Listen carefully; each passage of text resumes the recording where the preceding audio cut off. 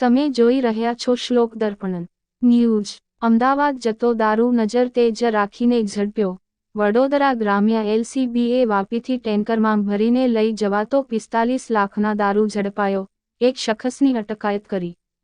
ગુજરાતમાં ફક્ત કાગળ પર દારૂબંધી છે, શાને કોલ્ડ્રિંકની બોટલો વેચાતી હોય એવું લાગે છે। પોલીસ જરા કડક થઈ બુટલેગરના વિદેશી દારૂ વેચનારા ને મંગાવનારા નવા પેતરા અપનાવીને ગુજરાતમાં દારૂ લાવવાના પ્રયત્નો કરી રહ્યા છે। હાલમાં જ પેટ્રોલની ટેન્કરમાં ઘણો બધો મોટો છઠ્ઠો ઝડપાયો છે, તો આવા બેફામ બનેલા બુટલેગરોને જો કાયદો કડક કરવામાં આવે તો ન્યાયાધીશો જો આની સજા પાસાની 5 વર્ષની કરવામાં આવે તો અને સાથે 10 લાખ રૂપિયાનો દંડ, એવી ગુજરાતની બહેનોના અંદર ચર્ચા ચાલી રહી છે।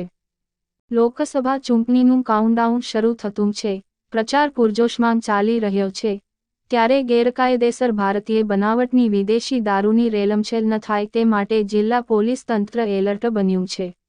વડોદરા ગ્રામ્ય એલસીબી ટીમે બાતમીના આધારે વાપીથી અમદાવાદ તરફ જતું શંકાસ્પદ ટેન્કરને ઝડપી તપાસ કરતા ભારતીય બનાવટનો 45 લાખથી વધુનો મુદ્દામાલ સાથે એક ઈસમની અટકાયત કરી છે। કેવી રીતે પોલીસે ટેન્કર પકડ્યું? ગઈકાલની સાંજના પોલીસ સ્ટાફના માણસો મંજુસર વિસ્તારમાં પેટ્રોલિંગમાં હતા। આ દરમિયાન એલસીબી ટીમને ચોક્કસ બાતમી મળી કે એક ટેન્કરમાં વગર પાસ પરમિટનો ભારતીય બનાવટનો વિદેશી દારૂનો જથ્થો ભરીને વાપીથી વલસાડ, સુરત, ભરૂચ, વડોદરા થઈ અમદાવાદ તરફ જવાનો છે।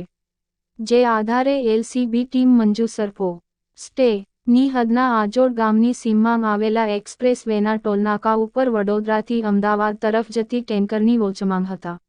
એલસીબીની ટીમની સારી કામગીરી